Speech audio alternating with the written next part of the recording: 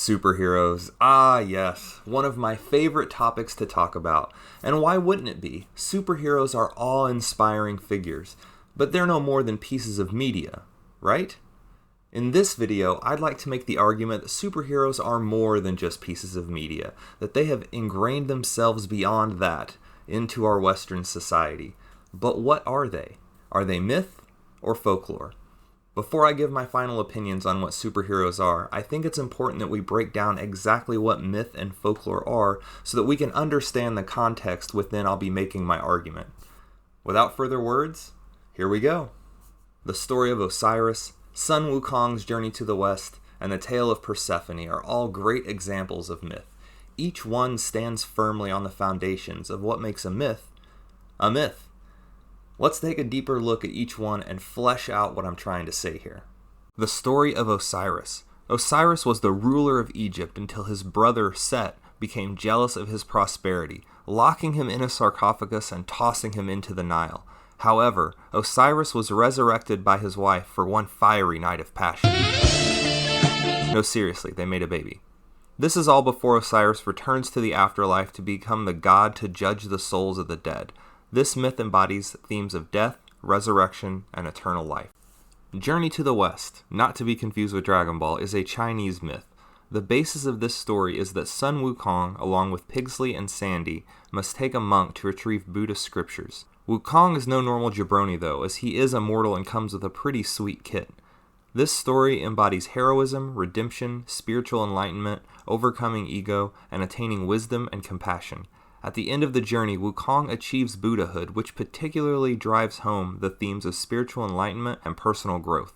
These themes resonate heavy with Buddhist teachings, stating that we are immortal in one form or another until we can reach enlightenment. Finally, let's change lanes a bit and look at the story of Persephone.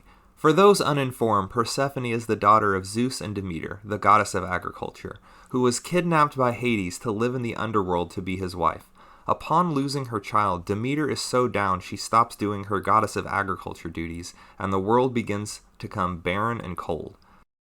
After Zeus intervenes, a deal is struck where Persephone can return to the world. However, because she had eaten some pomegranate seeds while in the underworld, she is bound to spend part of each year with Hades. When Persephone does return though, Demeter is very happy and does her agriculture job.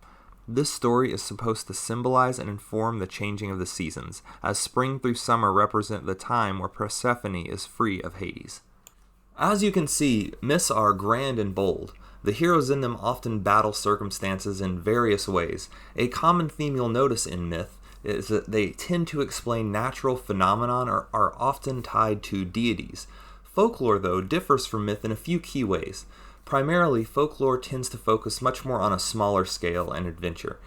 No designations of Ragnarok, no embodiments of life and death itself, no religious basis on how to live your life, just smaller stories such as Johnny Appleseed, Beowulf, and Sinbad the Sailor.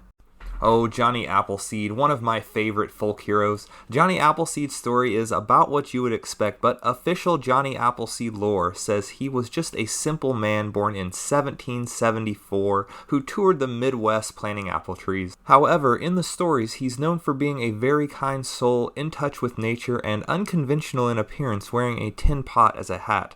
This story captures the spirit of the American frontier, environmentalism, and the importance of community-mindedness. Let's kick it back to some 9th century Old English lit now in folk hero Beowulf. Beowulf is the story of a brave warrior who defeats Grendel, a monster who terrorizes his village. In a huge mead hall fight, Beowulf manages to rip off the monster's arm, bringing peace to his kingdom. However, Grendel's vengeful mother then comes to run the ones with our hero, but he's not going down like that, and he defeats her with a magical sword. Upon returning, Beowulf is rewarded for his deeds as he becomes the king. Peace is brought to his kingdom for 50 years until a dragon attacks. At this point, the old Beowulf still defends his kingdom though, but dies in the process of taking out the dragon. This story serves as a tale which highlights the virtues of courage, bravery, leadership, legacy, and honor. Beowulf serves and protects his kingdom to the end, a timeless epic which heavily explores the themes of heroism. Sinbad the Sailor, a wealthy Middle Eastern merchant, embarks on 7 voyages. Each voyage is marked by its encounters with strange lands, magical creatures, and tests of courage and resourcefulness. Sinbad has encounters with giants, rock birds, sea creatures, and islands that themselves want to take him out. These journeys serve as a love for adventure, resilience, and tolerance of other lands. It celebrates the human spirit of curiosity, growth through adversity, and a yearning for adventure. The difference between myth and folklore should be becoming more and more clear as we move along, as folklore tends to focus on stories of larger-than-life beings and their adventures, while less on explaining natural phenomenon or mapping out a way of how to live your life. While folklore does have some of these themes in it, myths also contain stories of adventures and heroes, so the crossover does bleed a little bit. However, myths are often tied to religious practices. For example, today we discussed Osiris, and we may laugh at the story of Osiris now, but we need to understand the social context with which Osiris originated in.